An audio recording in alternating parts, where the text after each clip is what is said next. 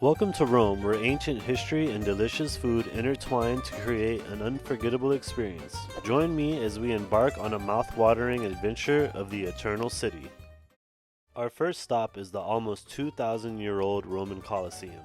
No matter how many pictures you've seen, nothing compares to being there in person.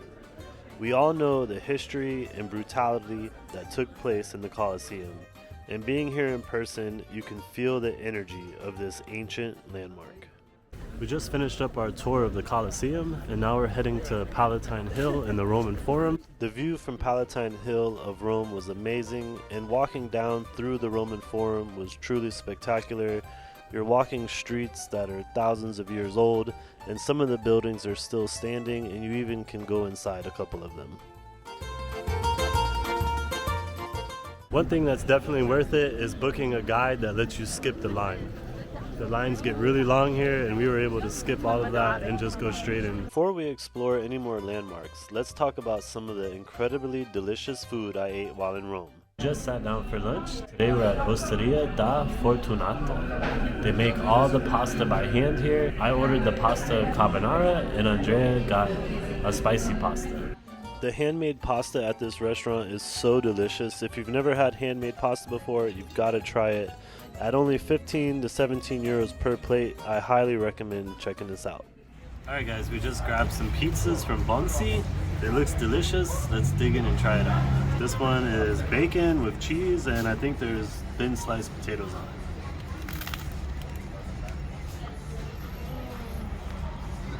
It's really good. It's not cheap, but I think the price is worth it. You pay by the kilo. But so far I recommend it. Now we're gonna try this. It's a fried ball of rice, cheese, and tomato sauce. It's really popular here in Rome.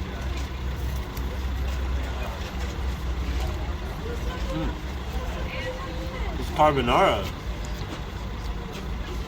That's okay, it's really good though.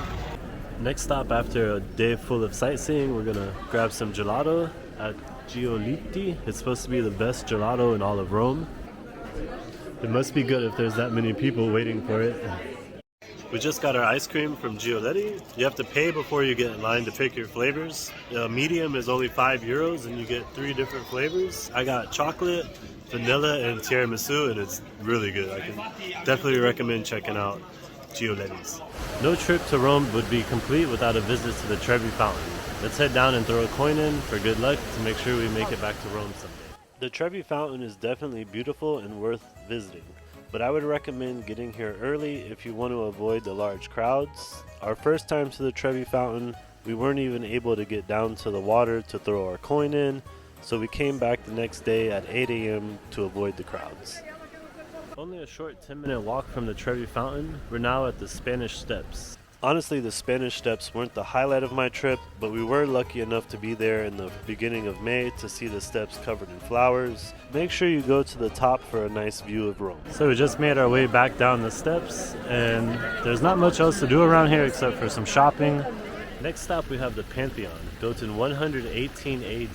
This is the most well-preserved ancient Roman building. I would recommend getting to the Pantheon a little before it opens. This was the line at 8:45 in the morning and they open at 9.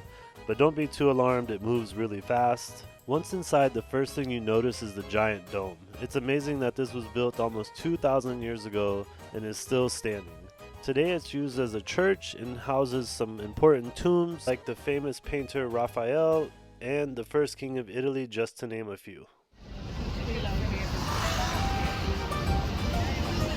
Last stop on our trip in Rome is the smallest country in the world, the Vatican City. We're gonna head inside to the Sistine Chapel, the museums, and lastly, the Basilica right behind me. In the Sistine Chapel, we won't be able to take any photos or videos, it's not allowed, but in the Basilica, I'll be able to show you around. The Vatican was my favorite part of my trip to Rome. Seeing the frescoes by Michelangelo and Raphael in person was truly amazing, and the ceiling of the Sistine Chapel was breathtaking. Even though I can't show you here in the video, there's nothing like seeing that in person. I highly recommend booking a guided tour, otherwise you don't really know what you're looking at. And it's also important to make sure that your tour guide has a skip the line pass, because the lines to enter the museum and St. Peter's Basilica were really long. Our tour guide estimated that people wait 3 to 4 hours just to get inside. After the museum and the Sistine Chapel, we entered St. Peter's Basilica. This building is enormous, and every inch of it is covered in beautiful artwork, marble and gold. The statues are amazing, and one of the prized possessions of the basilica is Michelangelo's Maria's Pity, which was really cool to see in person. And on your way out, make sure to check out the changing of the guards. It happens every hour on the hour. That's it for my trip to Rome. I hope you enjoyed it. Please like and subscribe to my channel. Auf Wiedersehen.